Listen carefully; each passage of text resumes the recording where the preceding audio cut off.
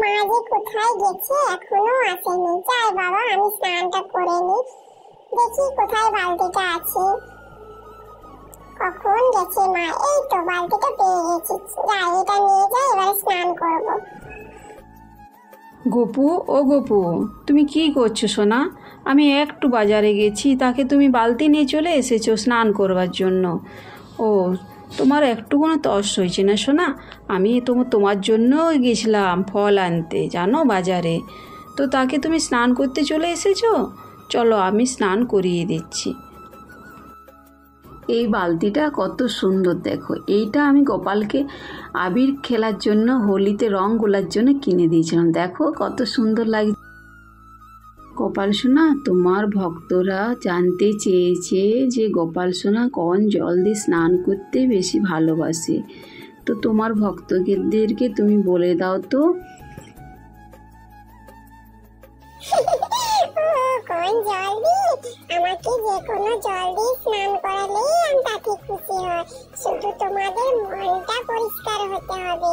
শুদ্ধ মন দিয়ে ভালোবেসে আমাকে স্নান করালে আমি তাতেই সন্তুষ্টি হই।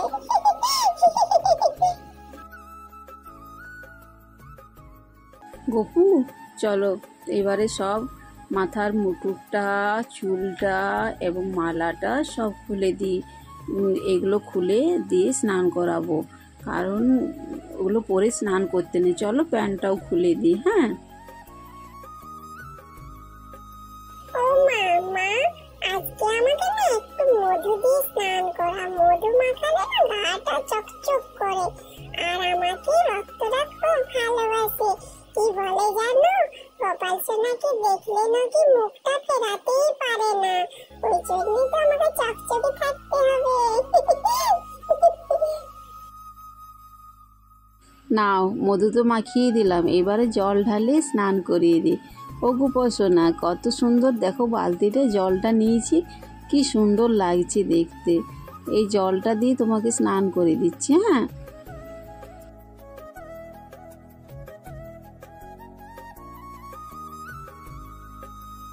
চলো তারপরে একটু গাটা মুছিয়ে দিই গামছা দিয়ে।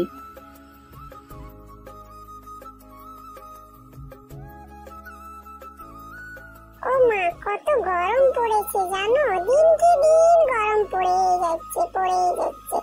কত বলছি যে একটু বৃষ্টি হয়, বৃষ্টি হয়।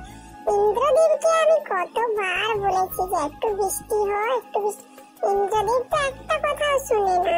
জানো মা, আমাকে ঠিক যেতে হবে উপরে, আর ইন্দ্রদেবকে বকে দিয়ে আসবো। হ্যাঁ বাবা, খুব বকে দিয়ে আসবে গো, খুব গরম পড়েছে জানো, এত গরমে আর থাকতে পারছি না। চলো এবারে তোমাকে ভোগটা দিয়ে দিই, খেয়ে নাও গোপাল সোনা। আরতি করে দিচ্ছি, তারপর নিজে হাতে খেয়ে নেবে। একটু আমি খাইয়ে দিচ্ছি, তুমি তারপর নিজে হাতে খেয়ে নেবে, ঠিক আছে? ও বন্ধুরা, ভিডিওটা কেমন লাগলো বলবে, আর অবশ্যই কমেন্ট করে জানাবে। আমি দুষ্টু মিষ্টি গোপাল সোনা, সবাই মিলে বলো প্রেম সে রাধে রাধে।